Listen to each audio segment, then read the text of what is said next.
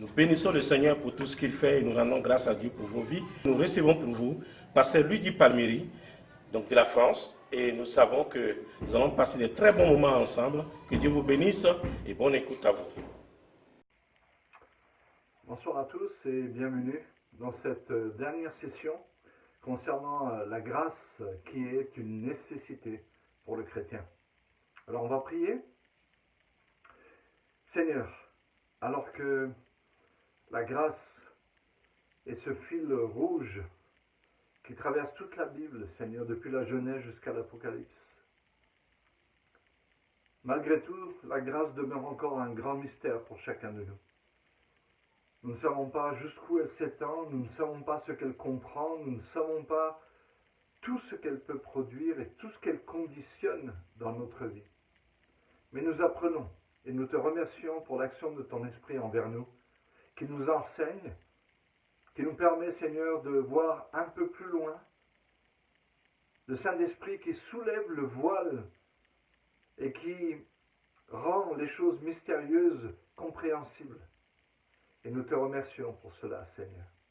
Nous sommes de ceux qui veulent comprendre, de ceux qui veulent connaître, pour mieux marcher avec toi et mieux te glorifier dans notre vie. Alors bénis chacun de nous, Seigneur, et que la grâce, cette nécessité pour notre vie, soit évidente pour chacun de nous. Et nous te remercions, Seigneur, pour ça. Au nom de Jésus. Amen. Amen. Merci, Pasteur Bamouni, merci à tous les techniciens, merci à tous les frères du Burkina Faso et à tous ceux qui suivent aussi ces sessions, là où vous êtes, un peu partout. Je sais qu'il y en a au Togo, au Bénin et sûrement ailleurs, au Mali, au Niger, en France, je ne sais pas où. En tout cas, merci de nous suivre et merci de vous régaler avec nous au travers de la parole de Dieu. Alors, ce troisième volet, et je vais le nommer de cette façon-là, la grâce, une nécessité pour moi dans ma relation avec les autres, Parce que si la grâce, comme on l'a dit au tout début, est l'environnement, le contexte parfait, le contexte, l'atmosphère parfaite, le contexte dans lequel Dieu a placé tous les hommes, rappelez-vous, c'est tous les hommes. Les païens bénéficient de la grâce de Dieu qui leur donne le soleil, l'eau, qui leur donne l'intelligence, qui leur a donné absolument tout, qui a créé les arbres, qui a créé les animaux, les poissons, les reptiles, les bovins, tout ce qui convient à l'homme afin de pouvoir survivre, afin de pouvoir vivre, naturellement parlant. L'homme s'étant détaché de Dieu, il n'a que cette partie légale de la grâce, naturellement parlant. Mais Dieu lui fait la grâce aussi de pouvoir, à travers le ciel, à travers la création, Dieu lui fait la grâce aussi de pouvoir le rencontrer, en tout cas le chercher et le désirer. Et puis, Dieu a fait cette grâce à tous les hommes, c'est que Jésus est venu et il est mort pour tous les hommes. Alors, on a dit la première fois justement que la grâce est ce contexte dans lequel Dieu place, on va parler de ses enfants en particulier, ses enfants, parce que lorsqu'on donne sa vie à Jésus, maintenant on rentre dans une autre dimension de grâce ou un autre aspect de grâce qu'on appelle la grâce chrétienne, on va dire, où Dieu a des tas de choses à nous faire vivre. Et puis il y a cette troisième grâce dont on a parlé, ou troisième aspect de la grâce, qui est la grâce plus excellente qu'on voit dans Jacques 4, verset 6. Et seulement quelques chrétiens arrivent à expérimenter cela. Pourquoi ? C'est pas parce que Dieu ne veut pas leur faire expérimenter à chacun, mais c'est parce que chacun ne veut pas. Au même titre que les espions qui sont rentrés en Canaan et qui en sont ressortis avec le désir de ne jamais y retourner.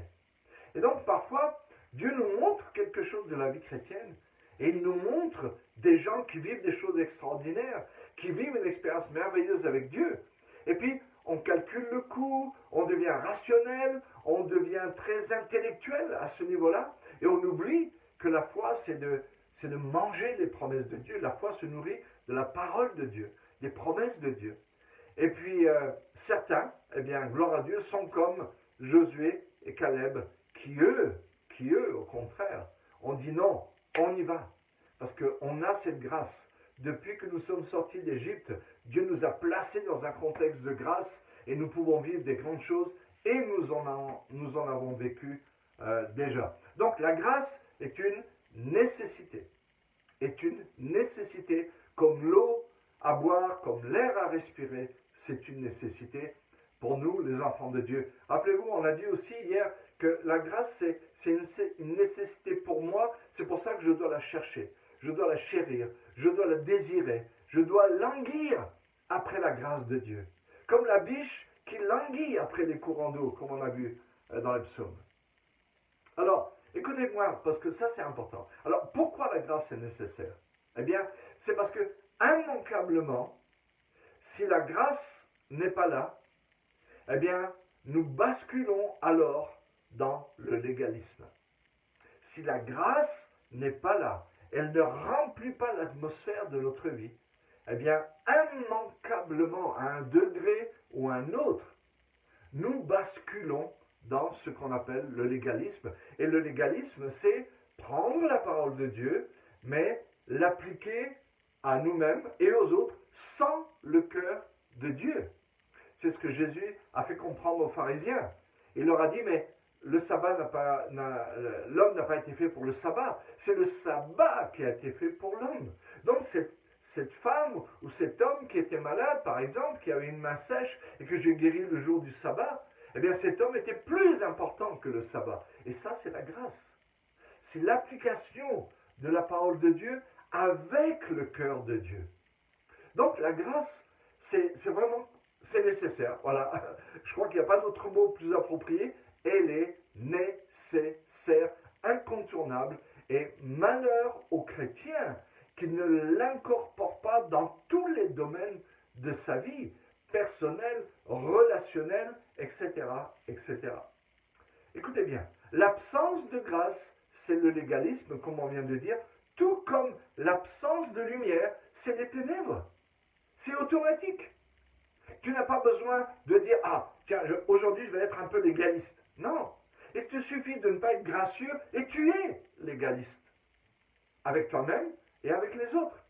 C'est pour ça que dans ce troisième volet, qui nous parle de la grâce, une nécessité pour des relations vraies avec les autres, eh bien, nous devons comprendre ça. Nous sommes des êtres sociaux, nous avons des relations les uns avec les autres, nous avons des relations dans nos familles, dans nos cours, dans les villages, dans les villes, dans nos quartiers, au travail, dans la rue, partout, à l'école, à l'université, partout. Nous voyageons, c'est toujours des relations. Nous allons à l'aéroport, c'est contact, relation. Le douanier, celui qui porte les bagages, celui qui nous fait le billet, c'est des relations. Vous rentrez dans l'avion, c'est encore des relations. Vous montez dans le bus, c'est relations. C'est des relations tout le temps, tout le temps, tout le temps. Et c'est pour cela que la grâce est incontournable et qu'elle est nécessaire, absolument et vitalement nécessaire. Alors, révéler Christ aux autres, ce n'est rien moins que de leur révéler la grâce de Dieu et d'établir des relations conditionnées dans la grâce de Dieu. Alors, si pour tous les hommes, la grâce est une nécessité de vie, et si pour ma vie personnelle, la grâce est une nécessité aussi, on doit comprendre que la grâce est aussi une nécessité dans nos relations les uns avec les autres. Alors, je vais articuler ce que je veux partager avec vous aujourd'hui autour de 3 points.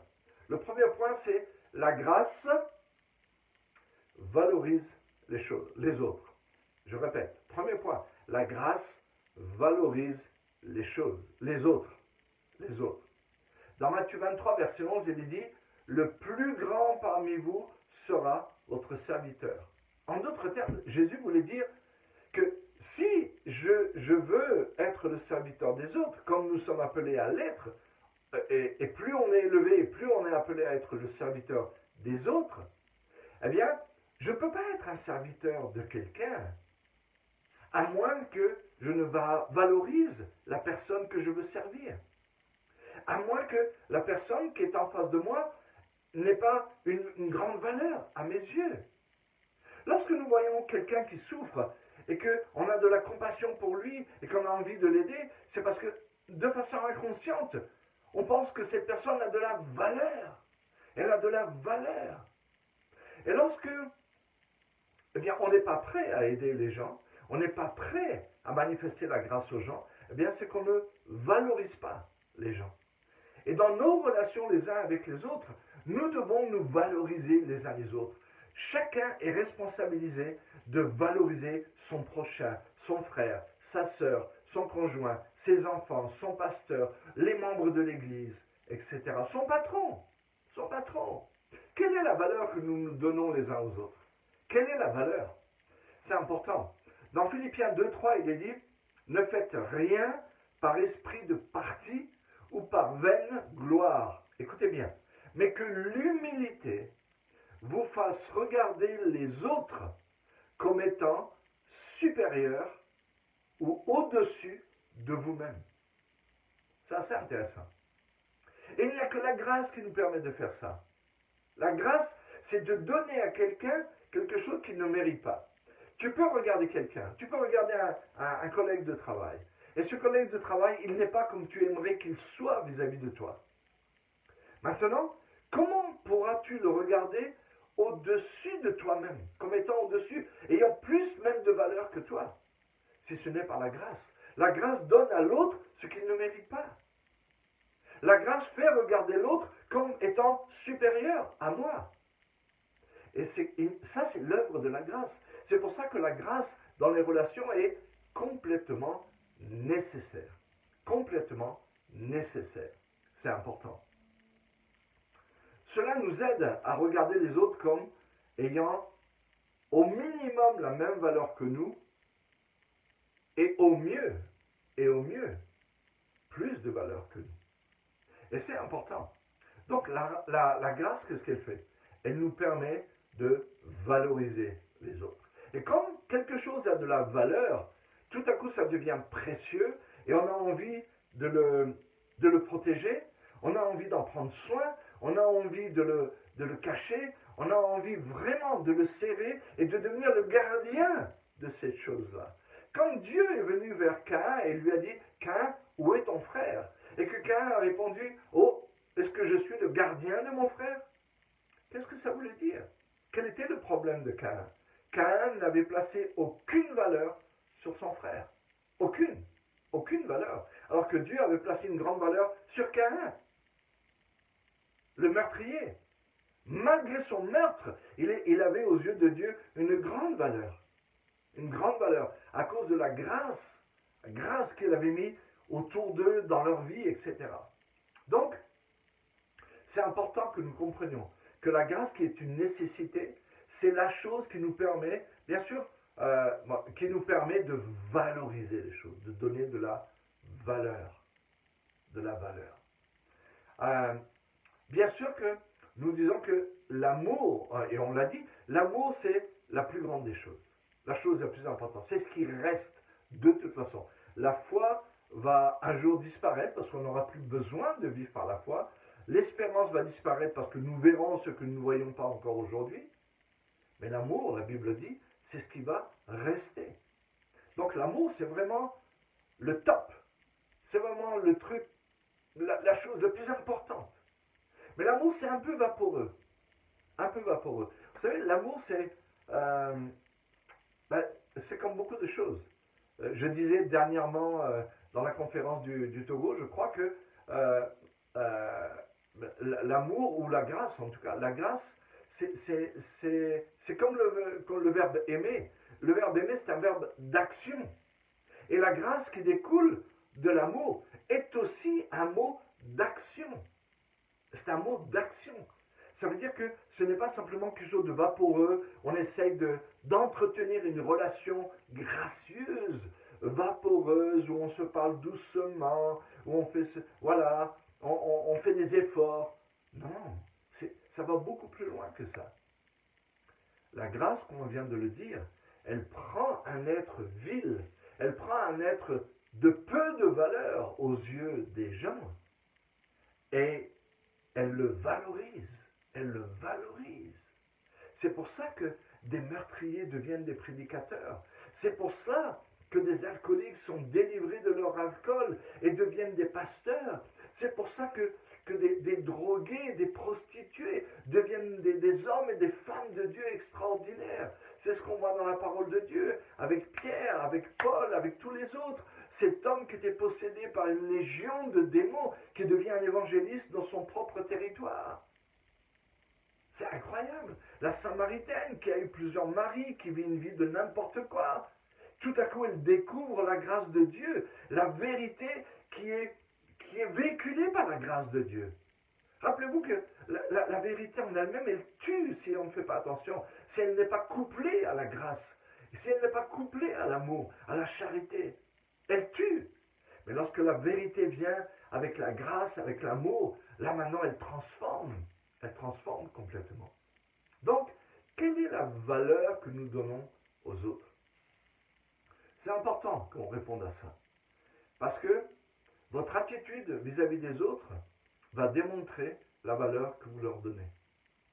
Si vous ne les aimez pas, c'est qu'ils n'ont pas de valeur à vos yeux. Si vous ne les supportez pas, ils n'ont pas de valeur à vos yeux. Si vous ne leur pardonnez pas, ils n'ont pas de valeur à vos yeux. C'est comme ça. La deuxième chose, le deuxième aspect que j'aimerais vous apporter dans ce troisième volet de la grâce qui est une nécessité, maintenant par rapport aux autres, c'est que la grâce cherche le meilleur tout en traitant le problème. Là, on parle de relation, d'accord? C'est le troisième volet de la grâce qui est une nécessité. La grâce, une nécessité pour moi avec les autres, dans ma relation avec les autres.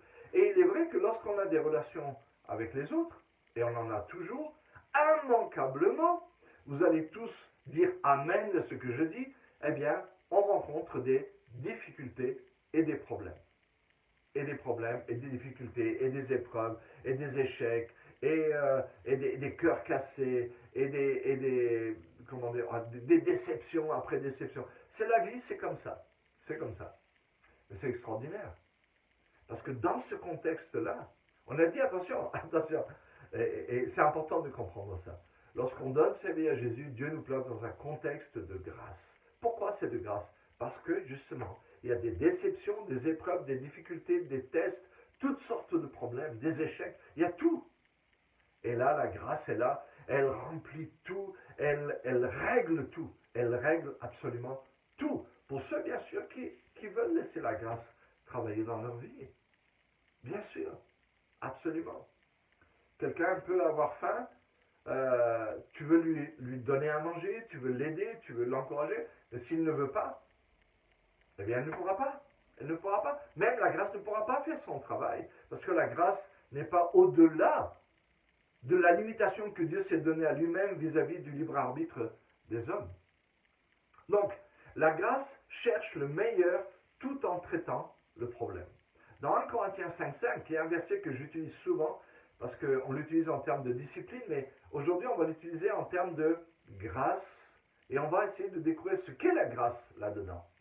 1 Corinthiens 5,5. Qu'un tel homme soit livré à Satan pour la destruction de sa chair, afin que son esprit soit sauvé au jour du Seigneur. L'apôtre Paul parle d'un homme qui vit dans un péché très grave et qui ne veut pas se repentir. Il ne veut pas se repentir. Il y a des gens comme ça. Ça fait des années qu'ils sont dans des problèmes. Ils ne veulent pas se repentir. Ou peut-être, il leur est devenu presque impossible. C'est comme maintenant, ils sont liés par leurs problèmes. Ils sont liés. Vous savez, le chrétien ne peut pas être possédé, mais il peut être lié. Un esprit, un mauvais esprit peut utiliser le péché qu'il ne veut pas lâcher, le péché dont il ne veut pas se repentir, pour le lier, au point où, dans sa tête, c'est comme, je suis ça, et je ne peux pas être autre chose. Et, tant pis, c'est comme ça que je suis. Gloire à Dieu, ce n'est pas une fin. Ce n'est pas une fatalité. N'importe qui peut changer s'il y a au moins un désir dans son cœur de changer. Alors, l'apôtre Paul parle ici d'un homme qui vit vraiment dans le péché, il ne veut pas changer, il ne veut pas se repentir. Et le dernier degré de discipline entre l'homme et l'homme, c'est lorsqu'on a autorité, comme l'apôtre Paul et comme les anciens de l'église de Corinthe, c'est de dire, ok mon ami, eh bien ce que tu vis est anti-biblique, ça ne glorifie pas le Seigneur, c'est un mauvais témoignage, ça fait du mal à l'église de Jésus-Christ, alors on te demande de partir. Maintenant, c'est entre toi et Dieu lui va s'occuper avec toi, et Dieu va utiliser le diable, et Dieu va utiliser même les démons pour travailler dans le cœur de cet homme, afin que cet homme puisse se repentir. Et c'est ça la grâce. L'apôtre Paul, quand il dit qu'un tel homme soit livré à Satan pour la destruction de sa chair, la finalité, c'était pas, et comme ça, bon débarras, on vivra mieux sans lui, et puis on aura plus la paix. Non, c'était pas ça du tout. Parce qu'au chapitre 2 de 2 Corinthiens, on s'aperçoit que l'apôtre Paul maintenant parle du même homme, et il dit, eh bien, il s'est repenti, alors pardonnez-le et rétablissez-le, soyez doux avec lui, parce que n'ajoutez pas la souffrance à sa souffrance, la peine à sa peine. Il a eu beaucoup de peine, soyez doux avec lui. La grâce, encore une fois. Ici, c'est la grâce dans le traitement du problème. Alors, aussi grave que doivent être les décisions qui doivent être prises pour régler un problème, même si ça doit aller jusqu'à demander à quelqu'un de quitter l'église, l'optique, c'est toujours la grâce. C'est-à-dire que ce qu'on va lui faire, ce qu'on va lui demander, eh bien, ce soit comme un moyen que Dieu va utiliser dans sa grâce pour le faire revenir. Donc on est loin de tous ces jugements légalistes, de tous ces jugements sans amour, sans miséricorde, sans rien du tout. On est loin de tout ça. Alors, traiter un problème sans jamais condamner la personne impliquée et être disposé à l'aider, à se relever, c'est ça la grâce de Dieu. Ça ne veut pas dire, la grâce, c'est pas ne pas traiter le problème. La grâce, au contraire, c'est de traiter le problème et de donner l'opportunité à la personne de se relever et d'être là, disponible pour lui. Et ça, c'est important. Dans Proverbe 24, verset 16, il est dit, « Car 7 fois le juste tombe, et 7 fois il se relève. » Comment il peut se relever 7 fois? Eh bien, parce qu'à chaque fois, il est dans un contexte de grâce. David en est la preuve. On ne va pas revenir là-dessus, mais il a commis des choses terribles. Adultère, il a tué, il a caché son péché, en tout cas, il l'a tué pendant au moins 1 an. Et puis, voilà que son péché est exposé. La conséquence de son péché est là. Mais il croit dans la grâce de Dieu. Il croit dans la grâce de Dieu. Il se relève et il continue sa vie.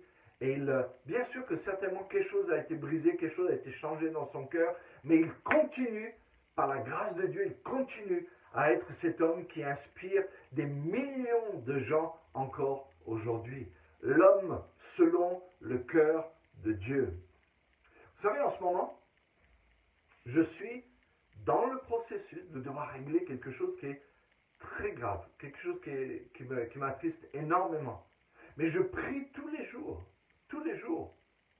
Je prie tous les jours. Et je suis content que Pasteur Bamouni m'ait demandé de partager sur la grâce parce que ça m'aide encore même à penser à cela. Je prie que Dieu m'aide à le faire dans la grâce. Dans la grâce.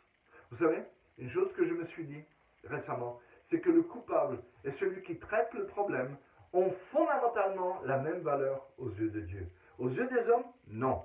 Aux yeux de Dieu, le coupable, celui qui croupit en prison aujourd'hui, le chrétien qui a fait des grosses bêtises et qui peut être en prison malheureusement, parfois Dieu le permet, qui peut être en prison aujourd'hui, eh bien, ce chrétien-là, comme le chrétien qui peut-être a dû régler le problème et qui a fait en sorte que cette personne même est allée en prison, ont exactement la même valeur aux yeux de Dieu.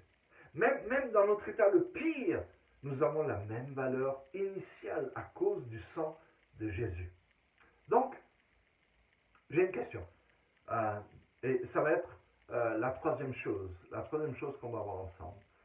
Le troisième point, c'est la grâce, c'est regarder les autres comme un cadeau de Dieu pour notre vie. Un cadeau. Alors, un cadeau, c'est pas tout le temps quelque chose qui nous fait plaisir ou qu'on aurait eu envie. Les cadeaux de Dieu ne sont pas toujours ce qu'on imagine. Vous savez, si aujourd'hui on dit, ok, on va faire une réunion de prière et vous allez demander à Dieu ce que vous aimeriez qu'il vous donne. Eh bien, il y a fort à parier que pour beaucoup de gens, basiquement, ce sera donne-moi la santé, donne-moi de l'argent, donne-moi des enfants que je n'ai pas, et donne-moi un conjoint, un mari ou une femme que je n'ai pas, et un bon travail, et une maison, et une voiture, et d'autres choses comme ça. Il n'y a pas de problème. Il n'y a pas de problème. Ça, c'est possible. Mais ce n'est pas que ça le cadeau. Ce n'est pas que ça le cadeau.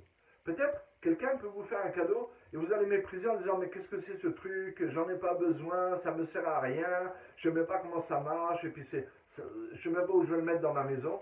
Et puis tout à coup tu vas découvrir à un moment donné que waouh, c'est ça la solution à mon problème. Mais bien sûr, je comprends maintenant pourquoi Dieu m'a donné ça alors que je lui demandais autre chose. Je comprends maintenant. Vous savez, en toute humilité et simplicité, j'aimerais vous dire une chose. Je peux dire que j'ai appris et je continue d'apprendre, à regarder, même si c'est encore de façon imparfaite, de regarder les autres comme un cadeau pour ma vie. Je vous assure. C'est quelque chose que des fois je ne peux pas dire que j'abonde dans ces choses-là, mais au fond de mon cœur, je sais que c'est vrai. Je sais que c'est vrai. Que ce soit ma femme, que ce soit mes enfants, que ce soit mes amis, que ce soit tous les gens qui sont rentrés dans ma vie, je les regarde comme un cadeau. Et même, je vais vous dire, j'ai appris et j'ai grandi au milieu de gens qui m'ont fait du mal, qui m'ont fait souffrir. J'ai grandi énormément dans ma compréhension de la grâce de Dieu, dans ma compréhension de ma position, dans ma compréhension de mon autorité, dans ma compréhension de la justice, dans ma compréhension du cœur de Dieu qui dit que nous devons aimer la justice et haïr l'iniquité. J'ai appris toutes ces choses-là. J'ai appris à ne pas vivre par rapport aux hommes. J'ai appris à me tenir devant Dieu seul. J'ai appris ces choses. Et ce sont des gens qui ont été et qui sont un cadeau pour moi. Un cadeau pour moi. Vous savez, il y a beaucoup de chrétiens, si vous leur demandez qu'est-ce qu'ils veulent, ils vont vous dire des bonbons. Parce qu'ils sont encore des enfants. Si vous leur donnez des herbes amères, un gros sac d'herbes, différentes herbes qui peuvent soigner toutes sortes de choses, et ils vont vous dire, non, c'est pas ça que je veux, moi c'est des bonbons. C'est l'esprit de l'enfant. Et celui qui comprend, peut-être sur le coup il va dire, oh c'est pas ça que je voulais, mais en tout cas, bon ok, je garde ça. Et tout à coup il va découvrir à un moment donné ou à un autre, comme je vous l'ai dit précédemment, que waouh, mais ça c'est le cadeau, c'est un cadeau de Dieu. C'est un cadeau. Et les gens qui peut-être aujourd'hui, je ne sais pas, peut-être vous font du mal, peut-être vous font souffrir, peut-être s'opposent à vous d'une façon ou d'une autre, ce sont des cadeaux. Ce sont des cadeaux de Dieu. Comme je viens de vous le dire, j'ai grandi plus à côté de personnes qui ont été utilisées par Dieu pour que la souffrance travaille en moi qu'à côté des autres. Les autres m'ont apporté, et les autres continuent de m'apporter d'autres choses. Mais ceux-là m'ont fait grandir d'une façon très particulière. Et je bénis Dieu pour ça. Je bénis Dieu pour ça. Alors, ça ne veut pas dire, bien sûr, que je suis d'accord avec tout ce que les gens font. Mais ce que les gens font, si Dieu le permet, s'ils sont à côté de moi, s'ils sont mes amis, s'ils sont de ma fratrie, on va dire, du corps de Christ, alors je ne peux que bénir Dieu. Que bénir Dieu. Et je le regarde comme un cadeau de Dieu pour ma vie. Écoutez bien, dans 2 Corinthiens 4, verset 12, ce que je vais vous dire maintenant est très important. L'apôtre Paul dit, il parle aux Corinthiens avec qui il a eu pas mal de difficultés, de problèmes, de déboires, il a été rejeté, méprisé, etc. C'est des choses qui arrivent dans la vie. Ainsi, la mort agit en nous et la vie agit en vous. La vie agit en vous. Elle agit. La mort agit en nous et la mort agit en vous. Alors, c'est assez intéressant parce que l'apôtre Paul ne dit pas, eh bien, lorsque vous êtes injuste envers nous, lorsque vous nous rejetez, eh bien, la vie agit en vous. Non, il a dit, la mort agit en nous, afin que la vie agisse en vous. Donc il veut dire, vous me méprisez, la mort agit en moi. Il n'y a pas de problème. Elle agit en moi. Ça me fait souffrir. Mais en même temps, mon attitude, eh bien, j'espère que mon attitude provoque que la vie agisse en vous. C'est assez intéressant. Et là, on a quelque chose de merveilleux. On a quelque chose de merveilleux. C'est la grâce qui le permet. C'est la grâce qui permet cela. Mes amis, on est arrivé au bout du temps et j'aimerais vous dire juste une chose. Juste une chose. Ne méprisez pas la grâce de Dieu. Ne vous privez pas de la grâce de Dieu. Pour vous-même. Pour votre relation avec les autres. Vos relations avec les autres. Dans votre maison, dans votre travail, partout. Pensez à la grâce de Dieu. Valorisez les gens qui sont là. Donnez-leur la vraie valeur. Et ensuite, traitez le problème. Donnez-leur la vraie valeur. Regardez-les même, comme on l'a dit tout à l'heure, comme étant au-dessus de nous-mêmes. Et maintenant, quand vous allez traiter le problème avec la personne, vous allez le traiter différemment. Alors que Dieu vous bénisse. Et merci encore une fois, vraiment merci Pasteur Bamouni. Tu es mon ami. Je t'aime beaucoup. Nous t'aimons beaucoup, tous. Toi, Céline, tes enfants, le ministère au Burkina Faso. Vous êtes des gens formidables. Que Dieu vous bénisse. Et à bientôt. J'espère